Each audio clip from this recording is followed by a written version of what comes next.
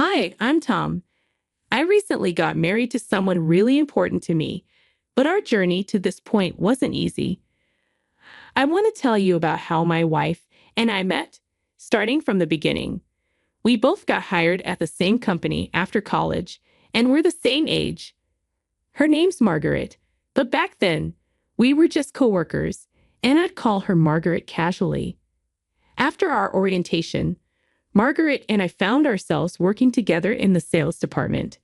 We both pushed each other to excel, putting in hard work every day. At that time, I had a girlfriend, and things were going smoothly between us. Then one day in late April, my buddy Joe called me up. Joe and I had been friends since high school. Although we went to different colleges, we used to hang out occasionally, just us guys. Joe said, "Hey, I've got a couple of tickets for an amusement park. Want to double date with our girlfriends?" I'd never been on a double date before, so it felt a bit strange, but it sounded like it could be a fun experience. My girlfriend was also keen on the idea, so we agreed to go. During the long weekend, on the day of our double date, we met up at the amusement park. I stepped out of my car and called out to Joe, who waved back enthusiastically, saying, "Hey, long time no see." Despite knowing that we both had girlfriends, we hadn't met them or even knew their names before. Feeling a bit nervous, we introduced our partners, saying, "This is Margaret. Nice to meet you." When I saw the girl getting out of Joe's car, I exclaimed, "Wait, Margaret, is that you, Tom?" We both looked at each other and burst out laughing. It turned out that Joe's girlfriend was none other than my coworker, Margaret. "No way. I knew you were in sales. But Tom and Margaret, you work at the same company."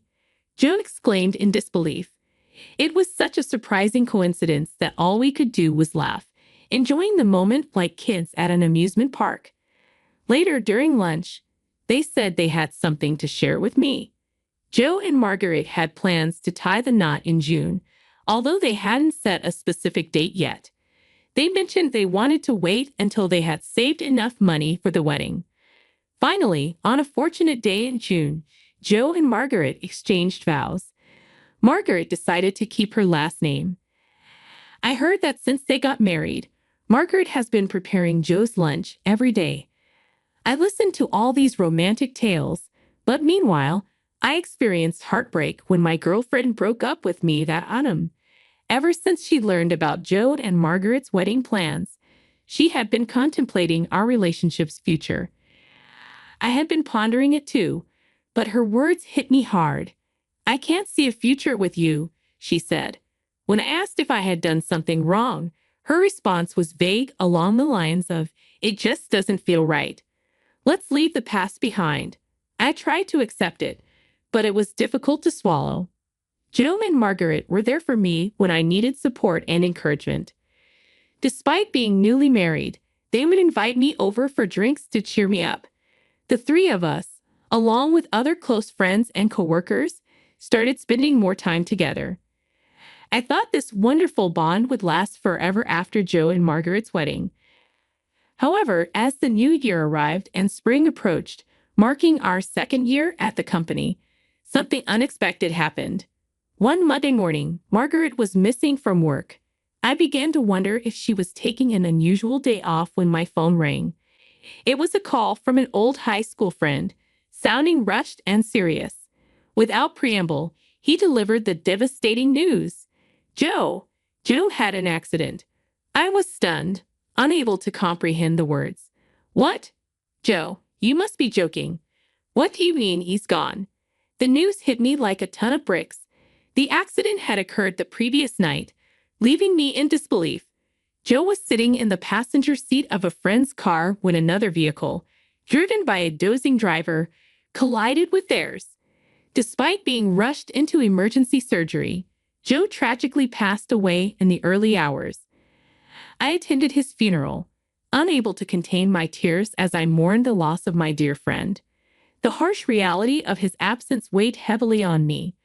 Margaret initially held her composure but broke down in tears during the service.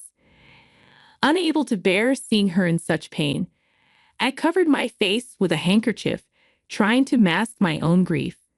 Afterwards, Margaret took a month off from work. When she returned, she had visibly lost weight, a physical manifestation of her grief.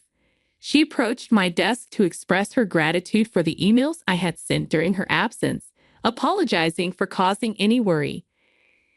Despite her smile, I could sense that she was still struggling. Margaret confided in me about the difficulty of coping with Joe's loss, especially during the lonely nights. She appreciated the messages I had sent, as they reminded her to try to maintain some semblance of normalcy. Even if it was just a sandwich, receiving an email from me motivated her to eat. Witnessing Margaret's pain, I couldn't bring myself to offer empty platitudes like, "I hope you feel better soon." Instead, I suggested going out for dinner after work to provide some comfort. Although she initially declined, citing her reluctance to socialize, we persisted in our invitations until she finally accepted. Margaret's appetite was modest, but seeing her enjoy the food and eat a little brought some relief to my heart. After dinner, as we walked home together along the dimly lit streets, Margaret began to speak about Joe. "He's in the cemetery now, and all I have left at home is his portrait. I feel so alone." Her tears flowed freely, and all I could offer was my handkerchief and a comforting touch on her back. Her grief over losing Joe was profound, leaving me at a loss for words. "I'm sorry," I murmured softly. "Thank you," Margaret replied amidst her tears, before resuming her walk. Initially planning to accompany her only part of the way, I couldn't bear to leave her alone in her sorrow, so I walked her all the way home. Once there, I lit a candle in Joe's memory. The room was adorned with pictures from the funeral, alongside joyful photos of Margaret and Joe. Seeing this display, I couldn't help but shed tears myself. "I'm sorry for crying when I should be supporting you," I choked out. Margaret wiped away her tears, acknowledging the frustration of their lost future. "But I have to keep moving forward, for Joe's sake," she shared, her determination shining through her sadness. I wondered how I could best support Margaret. "All I can do is listen to her and take her out for meals," I thought, feeling inadequate. Although Margaret found solace in her work, it was evident that she was putting on a brave front. Despite the challenges, she managed to navigate through the first anniversary of Joe's passing, gradually reclaiming her spirits. Throughout this time, our support for her remained steadfast. We continued to invite her out for dinners after work, and I continued to escort her home. On evenings when we returned early, I would light a candle in memory of Joe, honoring his presence in our lives. As I escorted Margaret home one evening, she suddenly asked, "Why do you always walk me home?" Concern laced her voice as she pointed out the dimly lit streets. "I don't want you to be in danger if something happens on the way home," she continued. "Besides, if anything were to happen to you, Joe would be furious." She chuckled lightly, trying to ease the seriousness of her words. "I don't mean to meddle, but I feel responsible for protecting you, someone Joe cared about deeply. Otherwise, he might haunt me in my dreams, scolding me for not looking after you." Margaret's gratitude flowed as she thanked me, sharing in the laughter that followed. Time marched on, and before we knew it, we found ourselves marking the third anniversary of Joe's passing. Both Margaret and I threw ourselves into our work with renewed vigor. Despite the long and tiring days, we continued our tradition of unwinding over dinner with coworkers. One day, as we walked together towards Margaret's home, she hesitantly mentioned a small favor she needed. "You see, the light bulbs in my foyer and dressing room have gone out." I attempted to reach the light bulbs by standing on a step stool, but they remained just out of my grasp. Margaret, somewhat embarrassed to ask for help, finally spoke up. "Could you lend me a hand?" "I can't quite reach," she requested. With a reassuring smile, I gladly agreed, dismissing her concerns with a light-hearted remark. "No problem at all. Don't worry about the small stuff," I reassured her, earning a grateful smile in return. Inside her home, I swiftly replaced the light bulbs. Thanks a bunch. It's amazing how handy a tall person can be, Margaret remarked appreciatively. I jokingly replied, well, lucky for me, I can reach the ceiling. Otherwise, that would have been quite the predicament, huh? Margaret chuckled, sharing a memory of Joe's struggles with a similar task in another room. I laughed along, remarking on my own height advantage. As I handed Margaret the folded step stool, our fingers brushed against each other unexpectedly, and our eyes met in a fleeting moment of connection. The laughter dissolved into a brief silence, but I quickly averted my gaze, feigning nonchalance. Suddenly, Margaret softly questioned, "Hey, why are you always so kind?" Her words caught me off guard, and our eyes met once again. In that instant, my heart skipped a beat, but I remained silent, simply regarding her. "You're always there for me, always caring," Margaret continued slowly, her words stirring something within me. Before I could respond, she added with a hint of playfulness, "You're almost too good to be true. I might start getting ideas." A rush of emotion surged through me, but Margaret quickly dismissed her remark, attributing it to perhaps being a little tipsy. She moved to put away the step stool as if nothing had happened. However, I found myself unable to let the moment pass. Before I could second-guess myself, I reached out and enveloped her in a tender hug from behind. A quiet moment passed between us.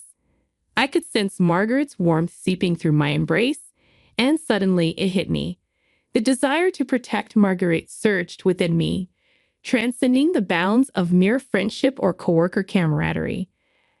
I realized I was falling for her, yet just as quickly as the realization dawned on me, a vivid image of my dear friend Joe flashed through my mind, causing me to reluctantly loosen my grip on Margaret. "Sorry, I think I might have had a bit too much to drink," I mumbled apologetically, attempting to diffuse the tension. Margaret shook her head, her eyes glistening with unshed tears. As she turned towards me, a solitary tear trickled down her cheek.